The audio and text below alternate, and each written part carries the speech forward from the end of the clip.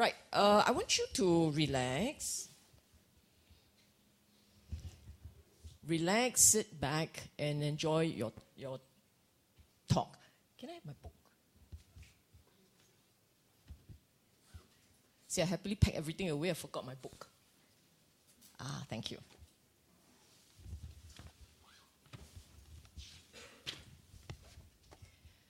Okay. Many of you have been attending regular talks and you're familiar with the Dhammapada verses, isn't it? Never heard of before. Don't like that. I ask a question. Feel free to give an answer, you know. You are familiar with with Dhammapada verses, right? You have been attending several talks, yes? And Dhammapada verses are generally not difficult to understand, isn't it? So then the question is, why are we having them as Dhamma talks? Have you asked yourself this? I mean, they are not difficult to understand. The English, the Pali, of course, is a different kettle of fish altogether, but the English is not difficult to understand, isn't it? You read it, and straight away, it jumps at you. There is a literal message. It's clear, not obscure, not vague, not ambiguous. Dhammapada verses are very to the point, right? So then the question is, why? Why did our teachers from a long time ago pack the verses like this? They are not uniquely, all the verses were given by the Buddha, but they were actually excerpts from a longer teaching. Buddha didn't say, okay, right, today I'm going to talk about Dhammapada, I give you one verse. Buddha didn't say that. It was never like this. Buddha would just teach, he would just talk.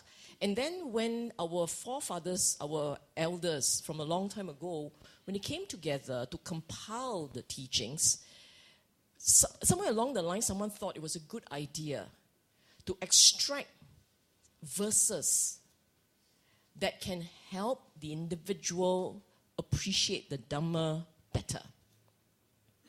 And the verses are generally clear, to the point, straightforward. Bite-sized teaching, if you like. Bite-sized teaching. So then you must ask yourself, why did they do that? Have you asked yourself? No? Yes? I don't know. She asked what? Have you asked yourself this? Okay, never mind. I'll give you the answer. I think, okay, this is the answer I gave. Doesn't mean that this was necessarily their motivation. But I think the reason why they pull out little verses like this is really to help individual have like a pocket-sized teaching. A sutta, like Majjhima Nikaya, is very long, not pocket-sized at all. And if you take that, to mull over it, you have to be very good with your memory, and you are a very committed student, and you are a dedicated practitioner, and then you read through them again and again and again until you memorize, because they are long, much longer. This particular one, Dhammapada, they are all very short. Short, succinct, to the point, clear, and beautiful. Every one of them in their own way. Every one of them is beautiful. So I pull out actually two stories, one similar verse, one common verse for two stories, and I'm going to share my observation today. Then after I've done my part talking, I shall invite comments from the floor. That's where you come in, enthusiastically, waving your hand, all ready to share your insight. Because Dhammapada verses are meant for the individual to reflect and have their own insights. It is not meant for the teacher to download onto you. Then, no, we download, right? We upload. Whatever, we kind of pour it out, and then you happily go and pick it up like buffet spread. And pick, and then store. No. It's meant for you to reflect and have your own personal takeaway. Okay? So, shall we flash it? Aya, you put like that, I can't see.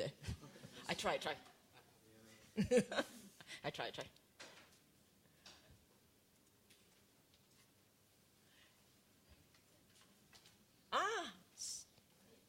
No need. There's only one slide. There's only one slide. One slide, two stories. Now, this was given to you much earlier. How many of you have read up on the stories? Good. Two stories. There are two stories. Dhammapada and Bahia da Rusiria. Okay, I'm not sure which is what, but the two stories. 100, I think 100 is the executioner one. Yeah? Okay. For those of you who only now found out what story we're going to discuss, I will tell you the story, okay? There are two stories here, both tagged to one Dhammapada verse. Let's just do the story first. Stories are fun. Okay, the Tamba one. Tamba. That story, it's about an executioner who retired. He was an executioner for the king of Kosala, I think, for the longest time, and now he's old, and he decided he was going to retire with a state pension and all. Very nice. Okay? And in his retirement, he has plenty of time to relax, walk around, enjoy himself. So on this wonderful day, he was going to take a bath. And they all bathe in the river. They had no private bathroom. They bathe in the river. He got out, cleaned himself, and was all ready to partake his lunch. When he saw Venerable Sariputta at a distance, he thought about it and he said, well, I eat this every day. I think today I will offer my food to the Bhante. He's not a disciple of the Buddha, mind you, because he didn't recognize Venerable Sariputta. If he were a dedicated supporter and disciple, straight away, from a mile away, he would have spotted, this one, Sariputta, go. He didn't. He was being kind. He was being kind, a little bit more spiritual that day. He was relaxed, go for a swim is a good thing. He was relaxed. He saw Sariputta and he decided, I think I'll just share my lunch with him. And then he went. And Sariputta accepted the offering, and as per his usual practice, after he's done with his dana, he would share a dhamma with the donor. So he did. But the poor guy, for whatever reason, well, actually we know his reason, he has been killing all his life. And in ancient India, not funny, the whole idea of execution is to make the suffering as long as possible, as entertaining as possible. So it's not funny. This guy has had in his mind stores of pain of other people. So of course his mind couldn't calm down. He tried and he couldn't register what Sariputta was saying. So in the end, Sariputta could read his mind. He stopped and he asked this guy, what is wrong?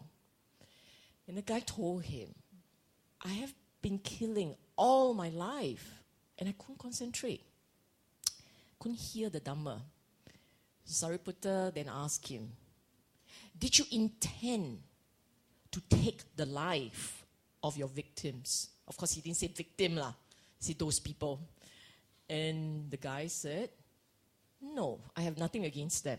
I didn't intend to kill them. Then Sariputta asked him, then why did you do it? I was ordered by the king. It was my job. So Sariputta asked him, then do you think you are responsible for the killing? He thought about it, he and hung about it, and then he said, no. By the Buddhist criteria for killing, No, he wasn't responsible for it. Then his mind calmed down. And then he heard the Dhamma.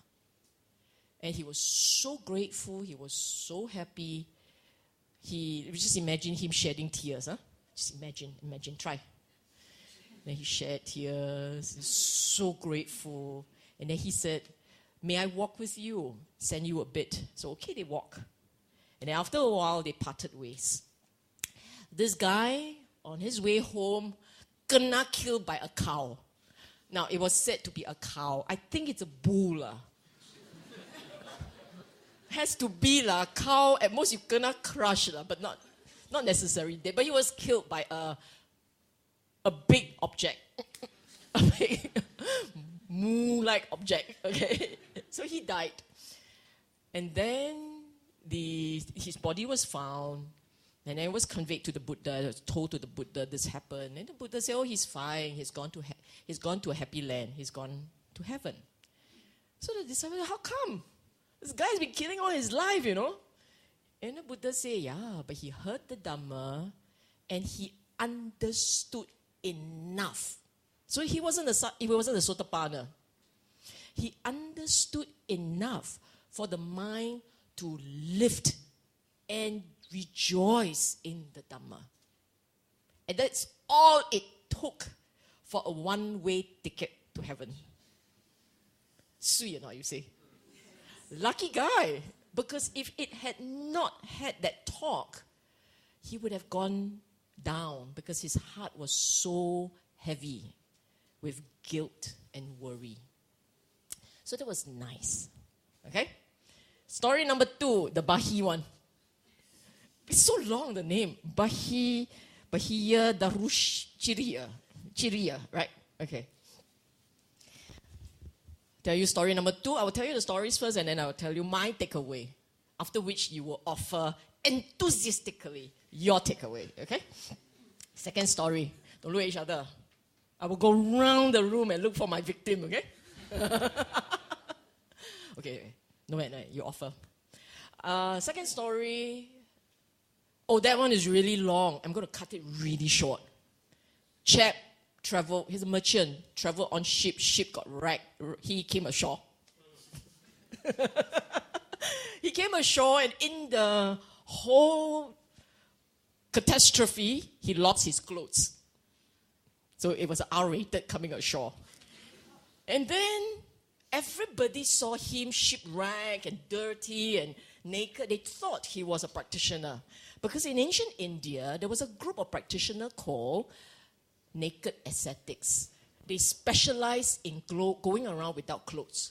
So because this guy came along looking like this, they all automatically assumed that he was one of them. And then they started paying respect to him. Okay? And because he looked so bad, they thought he was realized. So this group very cute. The worse off they look, the more attained they are. Okay? So because he looked really bad, right, just coming ashore, from a ship, right? I mean, the day was really bad. Yeah? And then they all told him, oh, you Arahant, you Arahant. So they gave him, Arahant is not unique to Buddhism. In ancient India, that was a word to say attained ones, noble ones. So after a while of being greeted by the term, he agreed with them. If they say, I mean, look, popular, right? Popular opinion. Who am I, satu orang, to disagree with this pantheon of people, this battalion of people calling me Arahant? I must be lah. So he started enjoying the Arahant status and his nakedness. Because in his mind, if he were to put on clothes, they will straight away say, hey, you're not Arahant leh. Strike off. So he has to continue to be in that state, okay, of dishevelness. Then after a while, a friend from a past life, who was now a Brahma, came to him and said, yo, brother, you're not Arahant. You don't anyhow think you're Arahant, okay? So that was a wake-up call for him. I mean, first and foremost, this empowered voice coming to you, right? This embodied voice coming to you saying, hello, quite scary lah, huh? But anyhow, he got the message. And then Brahma, the friend, said to him, if you are serious about spirituality, go find the Buddha. He will teach you how. So he went. And according to the embellished story, he made it to the presence of the Buddha in one day. It was a long distance. I wanted you to know it's a very long distance. But that's a minor point, okay? He got there. Buddha was just going for his arms round. He went up to the Buddha and said, sir, I heard you can enlighten me. Buddha said, I'm going on my arms round. He said, I know. Could you teach me Dhamma? Anything. Buddha said, I'm going for my arms round.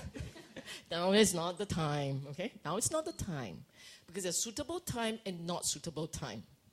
The guy said, yeah, I could be dead afterwards. Can you just give me something? And this was what the Buddha said. But 3 times he asked, Buddha looked at him, then Buddha said, see, seeing. Hear, hearing. On that, this guy understood. On that, see, seeing, hear, hearing, and this guy realized and became a real Arahant. Not a Sotapanna. It's an Arahant. He realized. Straight away he asked Buddha for permission to join his order. The Buddha said, okay, go find the ropes and come back to me. He went off happily and he langa a cow. Different cow, okay? So he was crushed, he was killed by, again, another cow. I still think it's a bovine of sort. Yeah. Maybe a buffalo, because I think they're more common. But anyhow, he was killed on the spot. And then some monks, returning on their arms round, saw his body and actually carried it back. And then the Buddha said, bury him with the respect accorded to Arahants. Then he said, wow, serious, he got it. Buddha said, in my dispensation, he was the fastest to realize the Dhamma. Two phrases. And okay, so came this verse. This beautiful verse that said, better than 1,000 words that are senseless and unconnected with the realization of Nibbana is a single word of sense if on hearing one is calm. So what's my takeaway? I have jotted down 5 points. If my eyesight can see, you get all 5.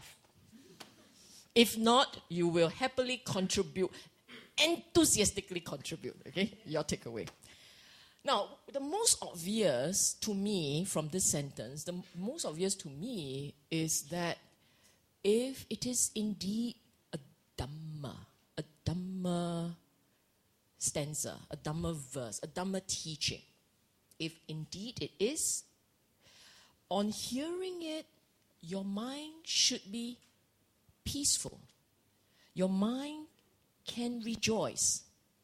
Dhamma, when shared, even if it is very simple, this is very simple. Even if it is very simple, when you hear it, you should derive a sense of calm and a sense of peace. Regardless. In fact, Dhamma, though profound, is not mystifying. Right? Dhamma, though profound. Profound actually means that you can reflect on it and see layers of meaning. Every time you revisit a Dhamma verse, it may be very simple. You may see another angle that you missed earlier. And every angles that you manage to flesh out for yourself, they are all relevant. They are all learning points for you. So Dhamma can be profound. You will see and go, wow, nice, sweet, never thought of it like this. But not complex and not mystifying. What's mystifying and what's complex? When it's complex, you have to think very hard. And then if complex and mystifying, you think very hard and come out with nothing. That's complex and mystifying. And most time, when something is complex, you will have to exercise a lot. You have to come out a lot of mental energy just to digest the initial words. Then you got no more mental energy to internalize and absorb the words. So Dhamma is not complex, but profound. And when you hear it, you will find parts of it that are directly and immediately relevant, and you have your own takeaway. That is why at the end of this discussion, I'm going to ask you, so how? Got any takeaway or not? There must be something that you take and say, very nice, very beautiful, I like this. And the mind is calm. And the more beautiful the Dhamma, the more joyous you will be. The more joyous you will be. If you find that after sitting through a Dhamma talk, you get up, you are heavy, very heavy. That means you collected a lot. But somehow, very blur. And then, very sian. Or very distressed because you caught 1%. And you know you need to go back, check YouTube for the 99%. Then whatever was delivered was not something that spoke to you. Okay? So this is, for me, one takeaway. I know for myself that every time I read a sutta, a piece of sutta, just a short one, no need the long one. Long one, you need more time. But the short one, Anguttara Nikaya, Samyutta Nikaya, they are short. Dhammapada verses. Every time I read one, I delight in it. I'm happy. So true. And then that's it. So true. Sadhu, same. Okay? Same. Singapore version. Okay. So that's one. The second point that I want to share, 2 points actually, back to back, I want to share. The second point is, from this verse, to me it's very obvious. We talk too much. We talk, our mind, it's true, our mind have a tendency to be very busy, and often we spin around on the topic whether or not it is, which is my third point, essential or non-essential. We never ask ourselves whether something that we are sharing is essential or not. Instead, whatever catches our fancy, we're very happy to just spin and talk and detour and build an entire network of road system. A tangled mess. Now, what was the Buddha's teaching? Buddha's teaching was, he said, 5 conditions before he talks. 5 conditions before the Buddha talk. He calls those necessary talk. Number 1, factually correct. Factually correct. Doesn't mean it's your opinion, it's correct. Factual.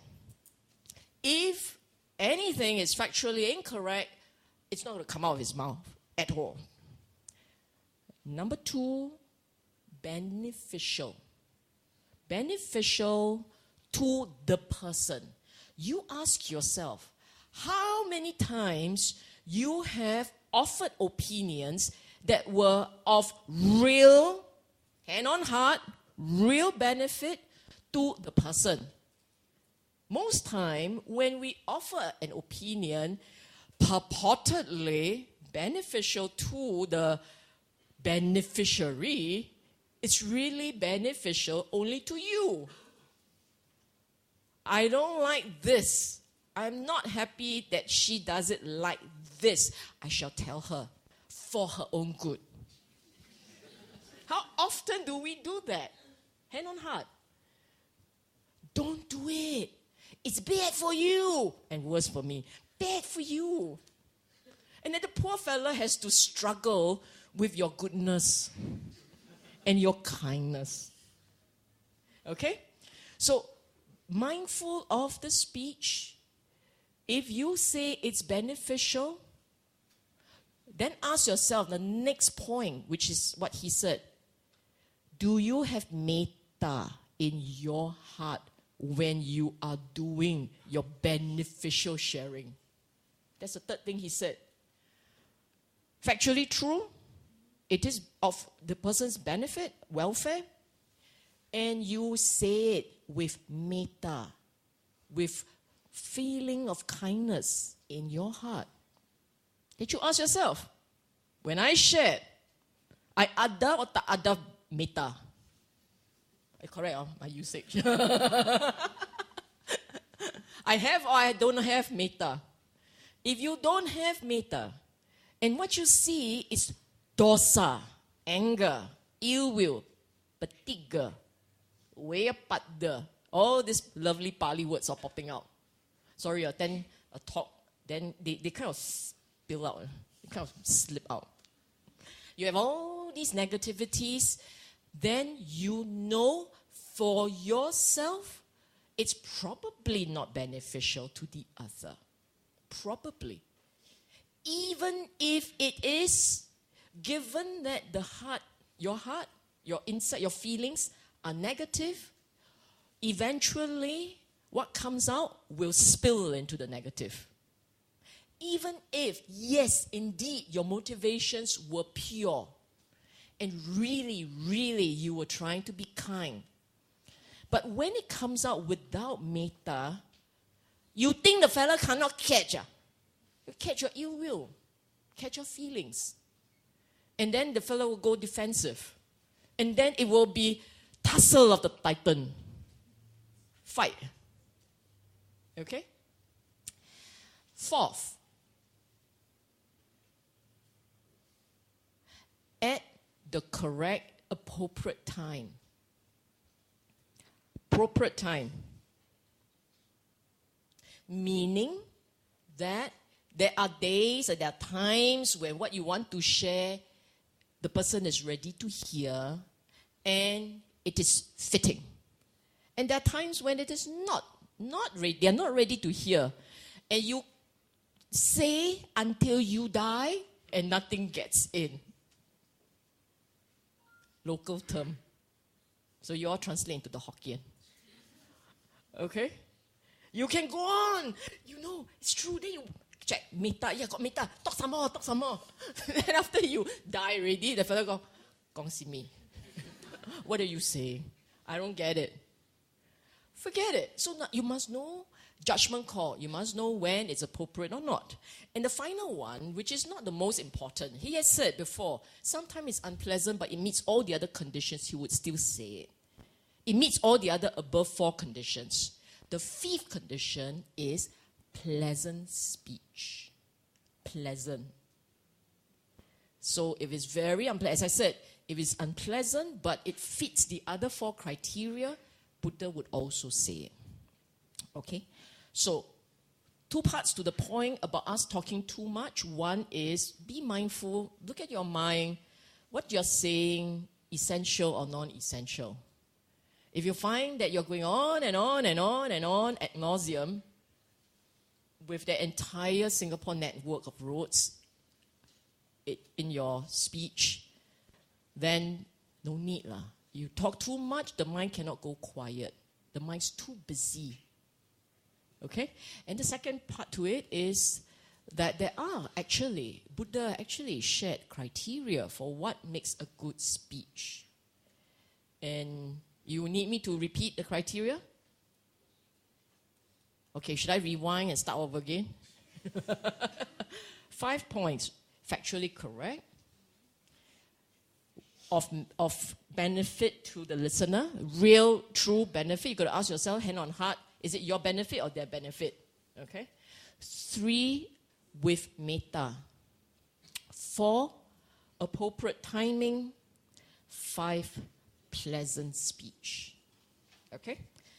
Now let's elaborate a little on essential and non-essential. Interesting point, right? I love this one. Essential and non-essential. I find that in Dhamma it's critical, but in mundane life, in regular, secular life, it's very useful. What is this essential and non-essential? It actually came from one Dhammapada verse. Asare.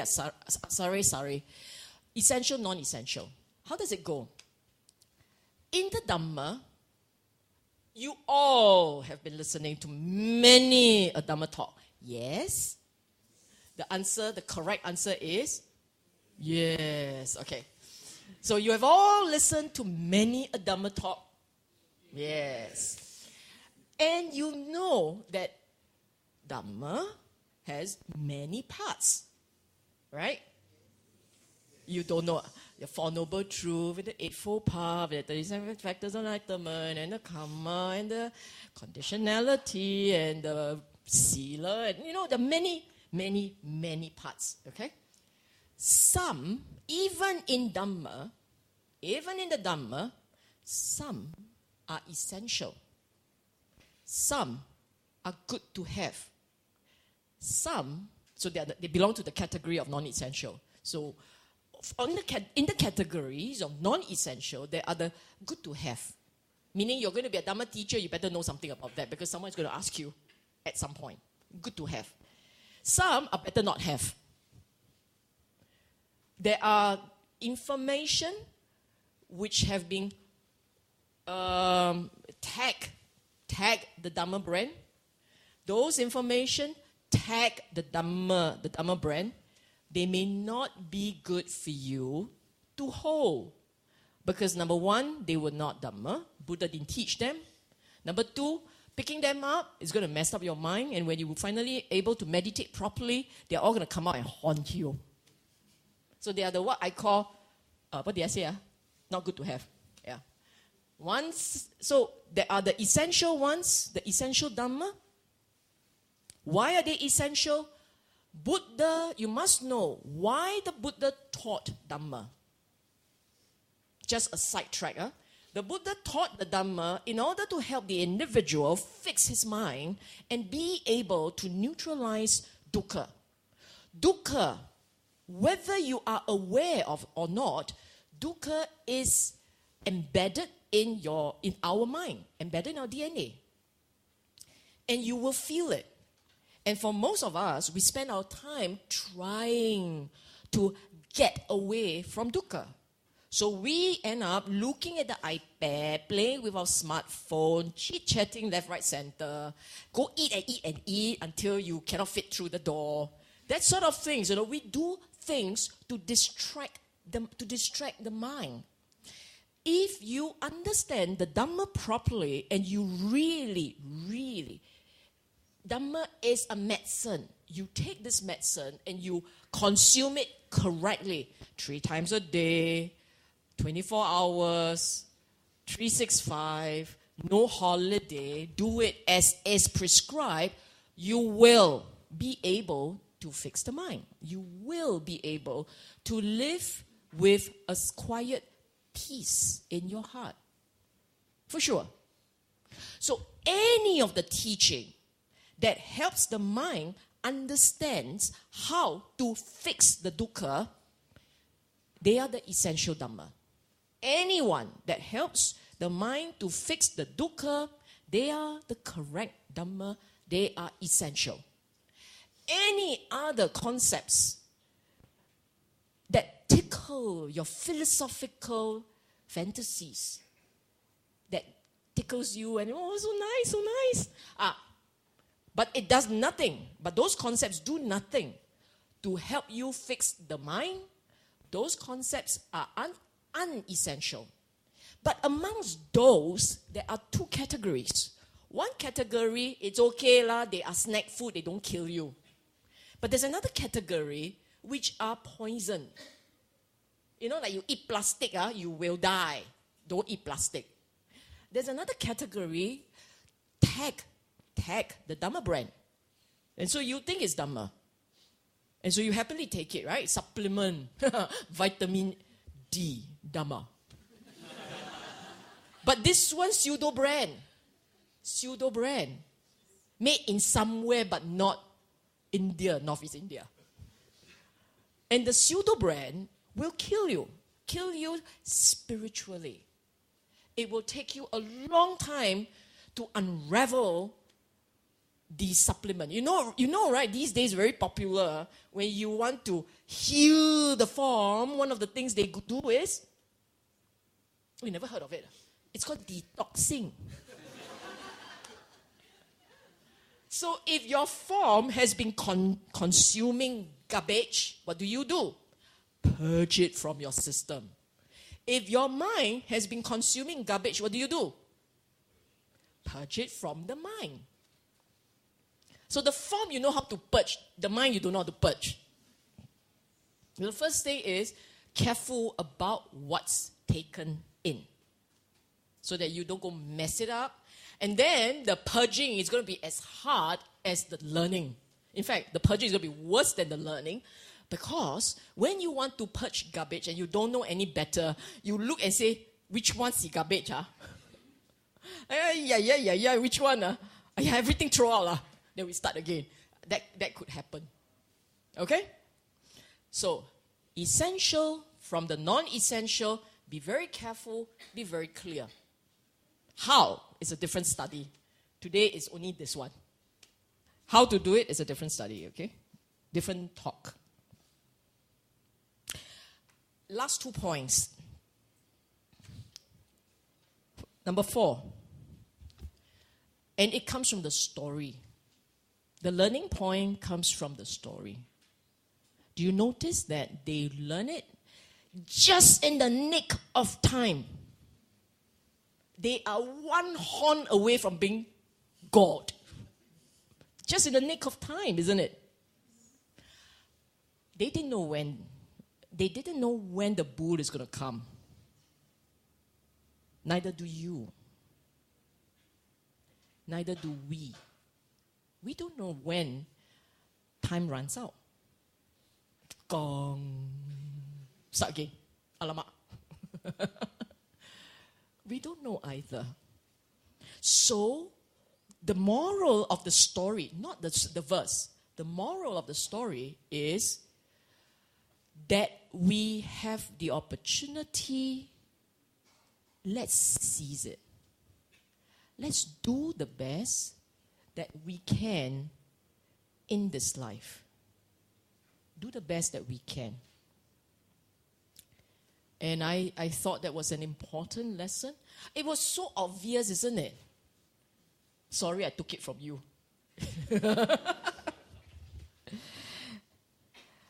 And the final point that I want to make is this.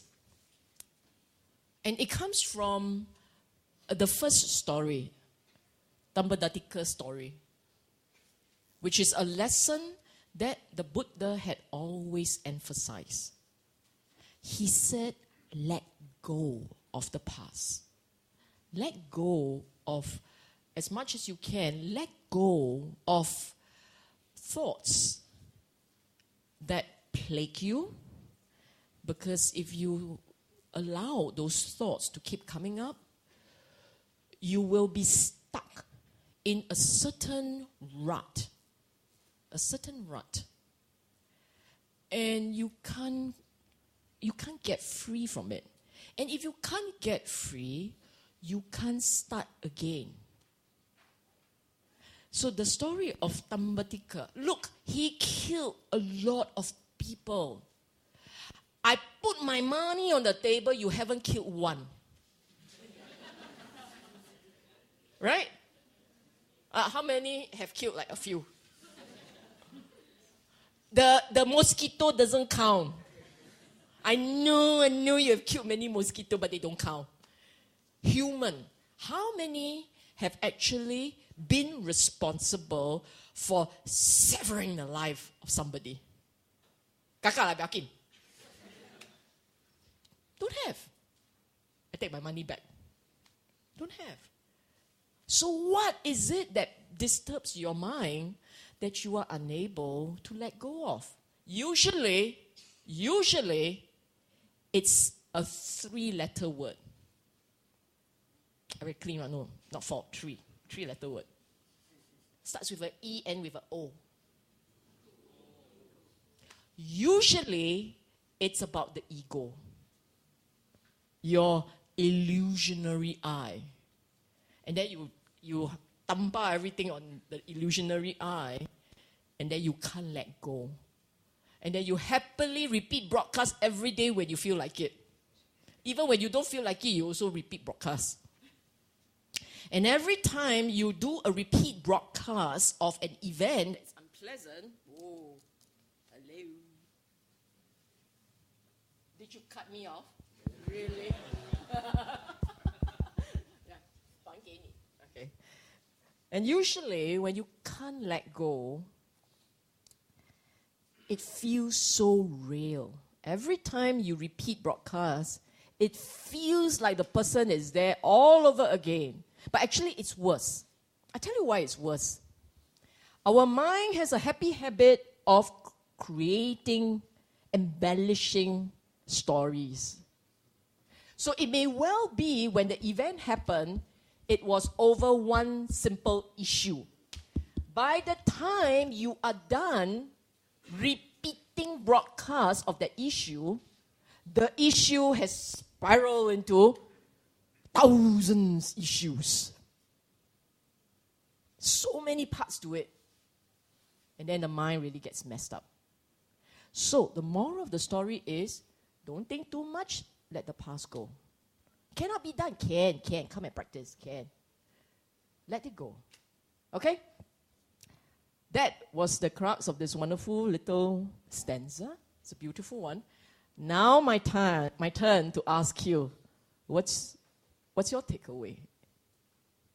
Anything to share? Is there a point that you think it's lovely, and why did you not raise it? Is there such a point? Sure, got one. I only have 5. Anybody has a question to ask? Yes. I'm so happy to see you. Come.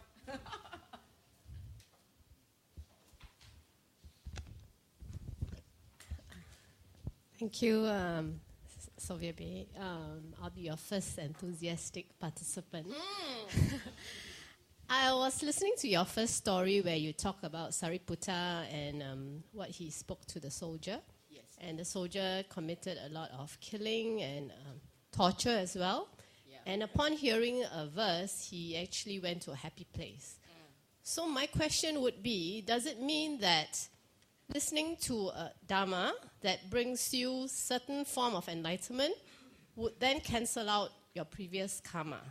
Which means killing, which is a weighty karma, can be cancelled out. So that's one question.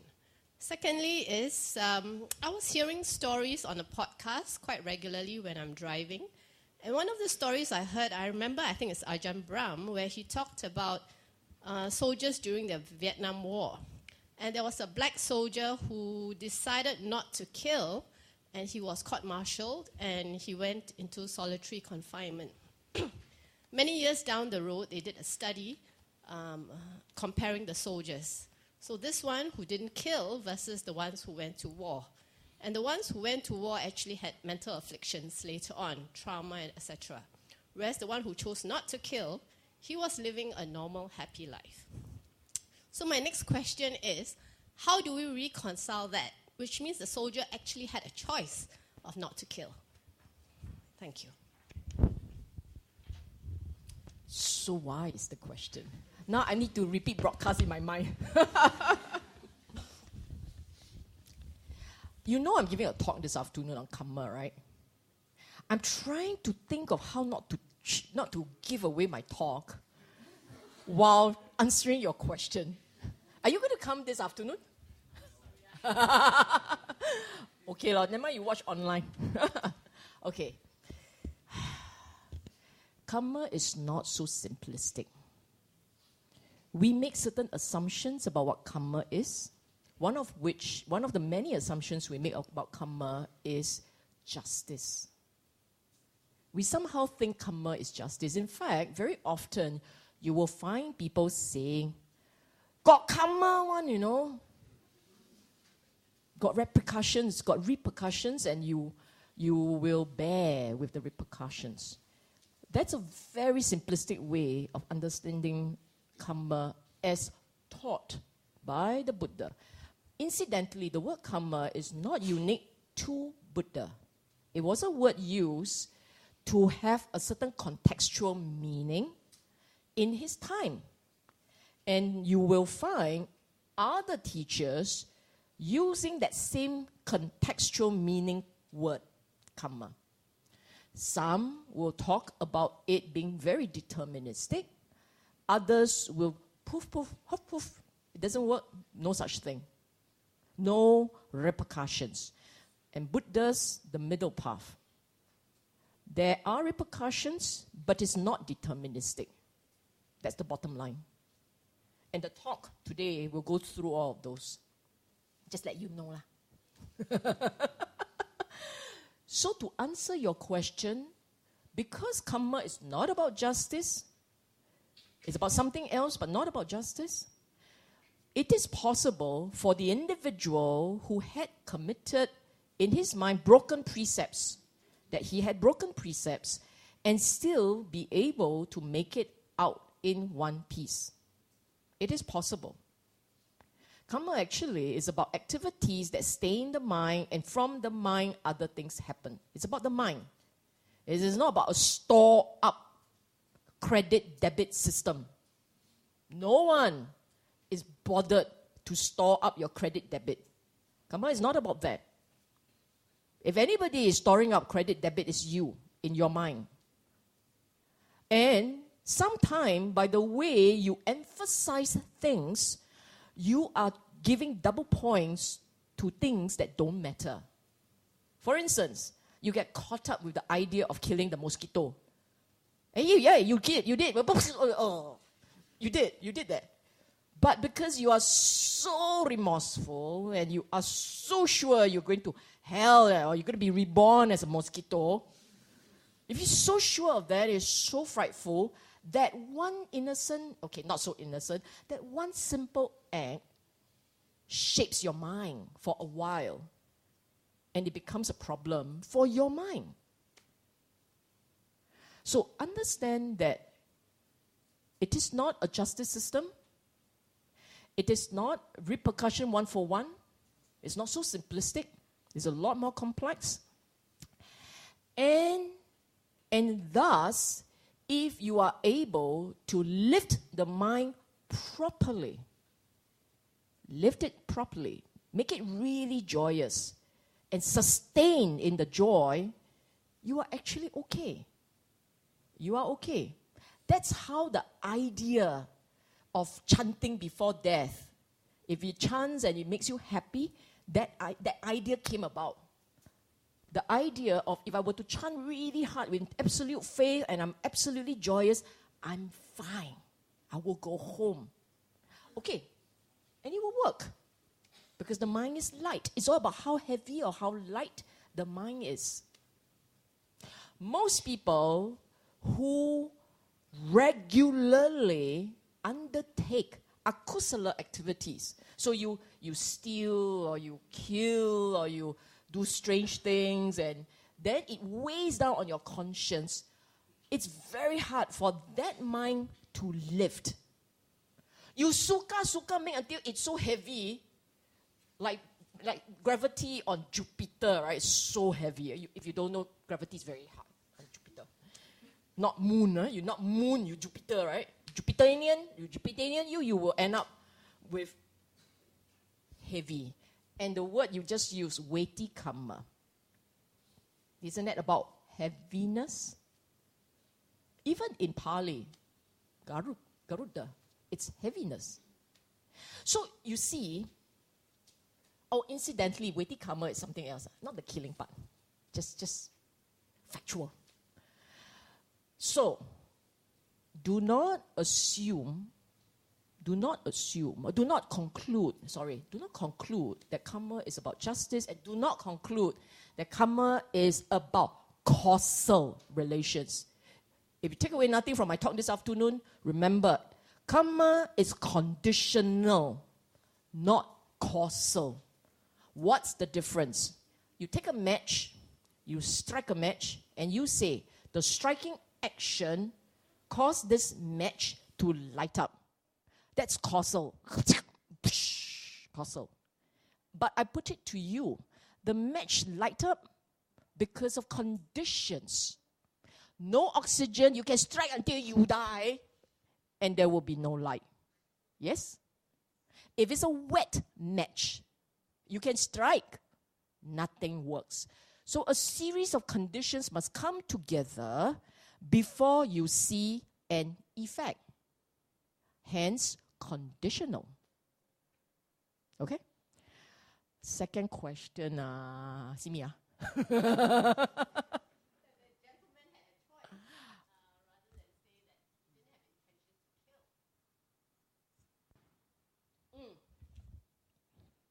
Okay, the soldier. Karma is about choices.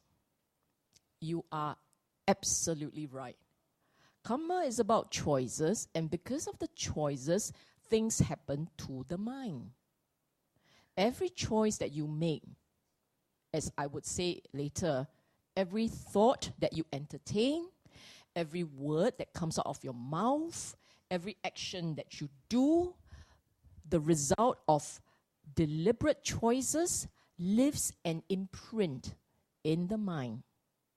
The sums of those imprints will then cause you to see the world in a certain way. That's the immediate karma you will experience.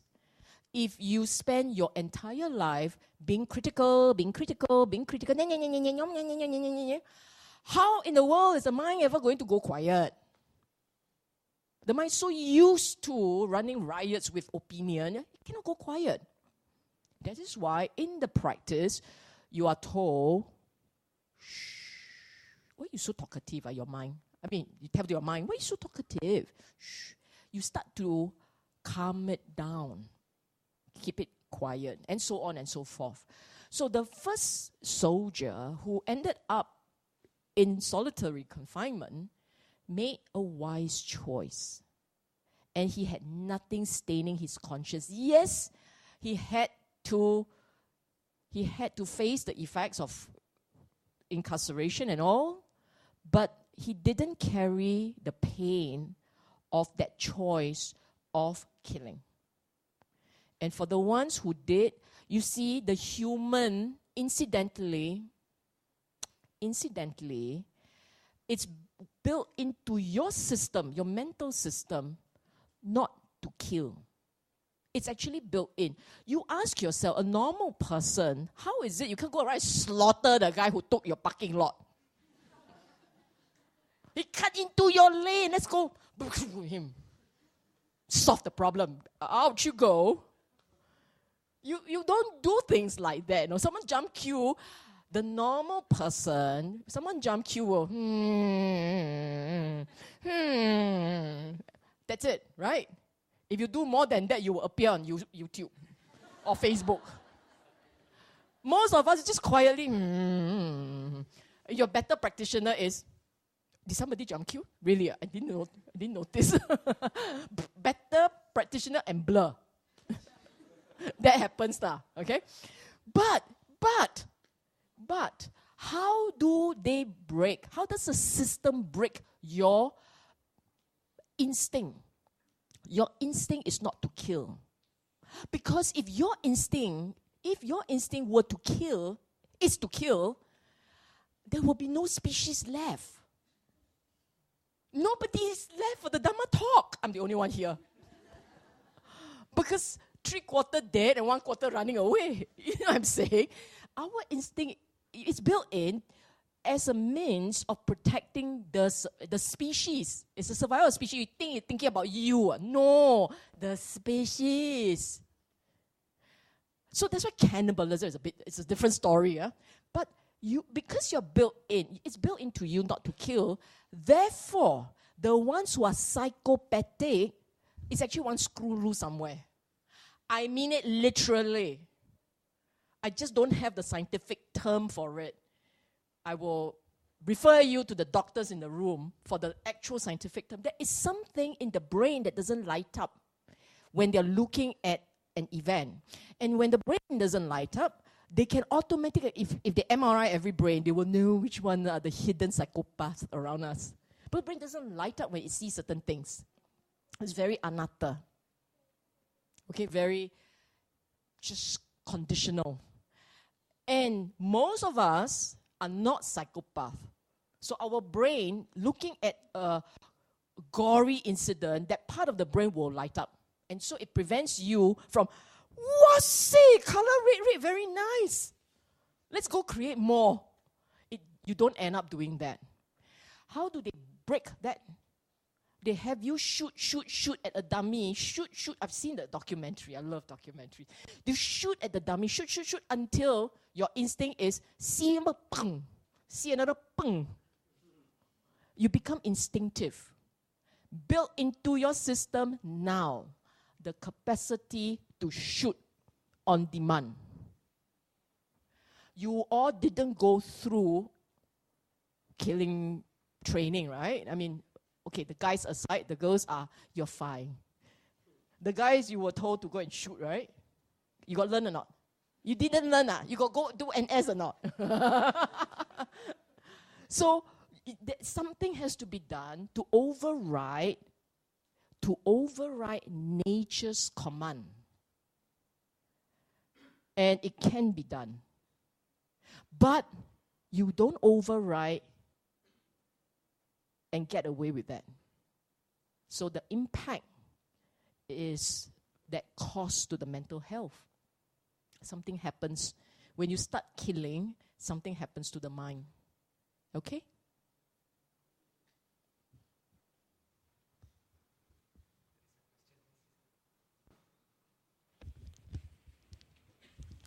Thank you.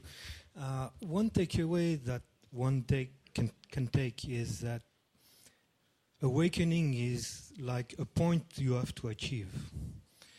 And by the way, you'd better to hurry up because you don't know when the car is going to come. So the earlier the better. But I think that all of us here sometimes experience that particular point. In the morning, in the afternoon, in the evening, whenever. And sometimes they know that they have failed to experience that particular point. And I think that it's more something which can happen every day. Not a particular point, not a particular awakening, not a particular date that you need to work for, you need to achieve. Can you give your thought about these two approaches? It is true. Okay, I like the word awakening. Some have used the word enlighten. The idea here is the mind had a moment of clarity about the Dhamma. The mind having a moment of clarity about certain points in the Dhamma, and because of that clarity, a few things happen. Number one, the mind rejoices. It gets really happy. Number two, more importantly, the mind learns to not hold, learns to accept things, learns to let go. If you have what you believe to be a moment of clarity and a moment of understanding of the Dhamma, but it doesn't trigger the sense of, okay, I'll just let it go. It's okay. Fine. If it doesn't lead to that, but instead it leads to, Dhamma is really beautiful, I want to know more. Then you may have a moment of clarity, but you didn't have the correct takeaway.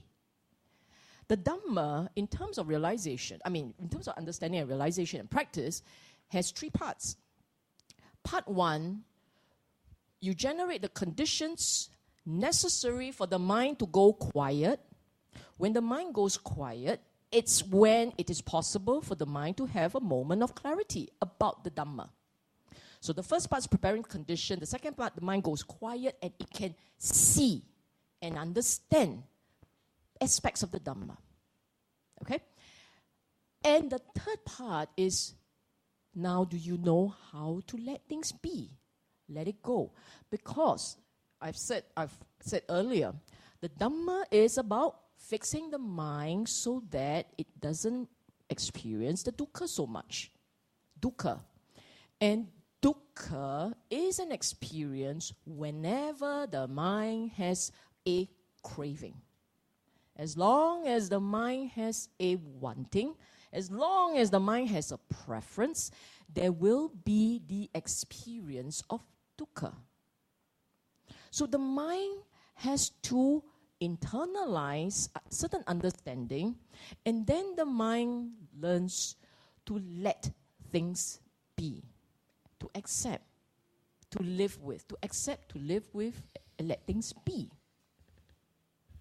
So, in order to get to a point where the mind spontaneously let go, not what we call nge lai, let go. Nge lai means you try very hard, you put in a lot of effort, all to let go. And it doesn't work because it increases the wanting and the craving. So to answer your question, this moment of clarity can come at any moment, at any time. Every time the mind goes quiet, the mindfulness is clear, it will have a sudden realization. But these moments is a sum. It is the sum of these moments of quiet and these moments of clarity, the sums of which that eventually lead you to a bigger realization, which is how to let go, why to let go, how to do it, why it has to be done, and what the Dhamma actually meant. It's all about letting things be. And it is not our instinct. Our instinct is not to let go.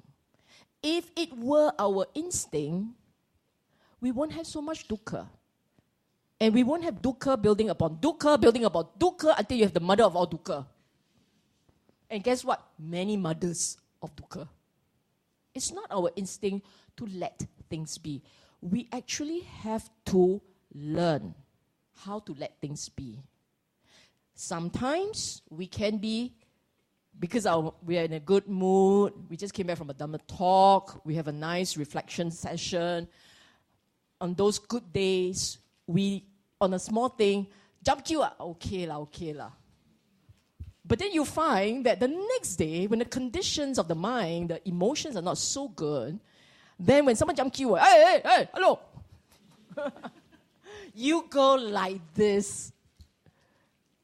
So it's a constant dance between being able to walk the Dhamma path and then you hop back onto that secular road. You know, you keep dancing between the two. Hopefully, as you progress, you dance more on the Dhamma path and occasionally make a sojourn into the secular path.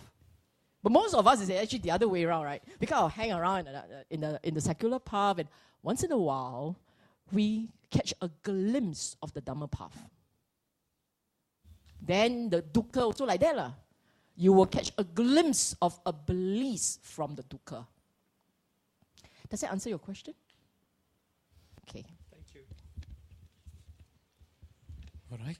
Any more questions to Sister Sylvia? Okay. Sister Sylvia, just now you mentioned about the seeing and the hearing. I have this to share that is in today's climate, or especially in our office or everywhere, a lot of times people are saying that the boss only want to hear the things they want to hear. So it reminds me of this verse that people may always come around with. It is people people are talking without speaking. People are hearing without listening. And this comes from a very famous song called Sound of Silence. So this is what I get out of it. Yeah, thank you.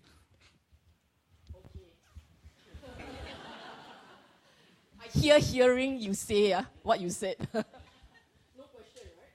Okay, yeah. Thank you. All right. Any further questions from the audience?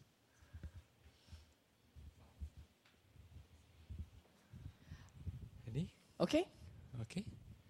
you have an early lunch. That's it. All right. That's Okay, it thank then. you very much. Yeah, thank you so much, Sister Sylvia, for the very enlightening talk. Sadhu, sadhu, sadhu.